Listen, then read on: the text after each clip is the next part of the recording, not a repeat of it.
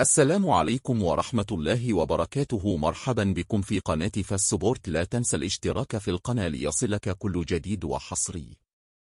المغرب يلقن الجزائر درس جديد أمام أنظار العالم في التفاصيل. بإصرار غريب وعجيب على العيب، يواصل نظام الكبرانات المجاور تعبئة طاقاته بكل أنواع الكراهية والغل تجاه المغرب، مفتعلا أزمات لا تنتهي إحداها إلا لتبدأ أخرى. وكانت آخر شطحات النظام المفلس قطعه علاقاته الدبلوماسية مع المغرب وإغلاق مجاله الجوي أمام كل الطائرات القادمة من مطارات المغرب. في المقابل، يتعامل المغرب مع أبناء الشعب الجزائري كما لو أنهم في بلادهم تماماً. وليلة الأمس فقط، تابع العالم أجمع كيف رحبت المملكة بالرابطة الرسمية لمشجعي ريال مدريد بالجزائر، التي حل منتسبوها بالرباط لمساندة فريقهم المفضل في المونديال. برهان إضافي من المغرب للجميع على أنه بلد أصيل وعريق يحترم تاريخه ويحترم ضيوفه ويعرف جيدا كيف يفرق بين الأمور السياسية والرياضة. فقد استقبل أفراد الرابطة المذكورة بحفاوة وترحاب كبيرين كبر بلد باسم المغرب، وسمح لها بدخول المغرب دون أدنى تعقيدات، بخلاف ما يفتعله النظام العسكري.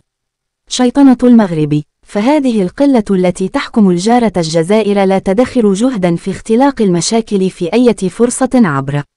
شيطنة المغرب واختلاق عراقيل لا تنتهي في وجه أي فريق رياضي يحمل ألوان المغرب.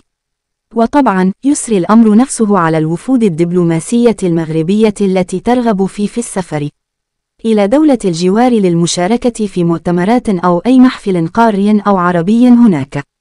لكن المغرب هادئ في سلوك الحضاري المألوف وتعامله العادي مع الإخوة الجزائريين رغم كل أحقادهم وضغائنهم. وخير دليل على ذلك أن الجارة الشرقية هي التي تصر دائما على قطع علاقاتها مع المغرب دون حتى أن يعرف أحد أسباب ودواعي ذلك.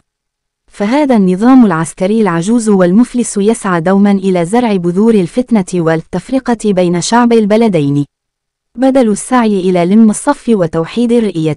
لكن المغرب ما يفتأ يجهض هذه المساعي الخسيسة، مواصلا نهج سياسة اليد الممدودة التي طالما دعا إليها الملك محمد السادس في عديد من خطبه الرسمية جنرالات العسكر الحاكمين في الجزائر، لكن لا حياة لمن تنادي.